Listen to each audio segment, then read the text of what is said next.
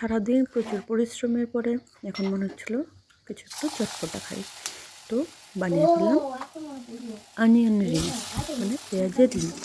তো এটা কিন্তু খুব টেস্টি লাগে, চটজলদি হয়েও যায়, আর সেরকম কিছু লাগেও না। একটু চালের গুঁড়া বেসন নিয়েছিলাম, আর ওটাতে একটু খাওয়ার সোডা দিয়ে দিয়েছিলাম, আর সামান্য একটু রসুন থেতো করে দিয়েছিলাম বেসনটাতে।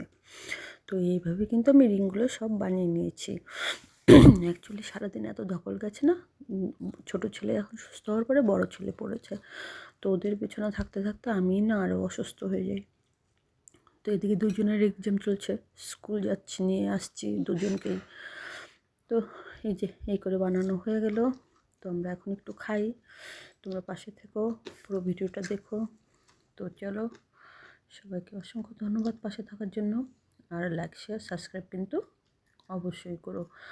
আর কে কোত্থেকে ভিডিওটা দেখছো সেটাও জানিও।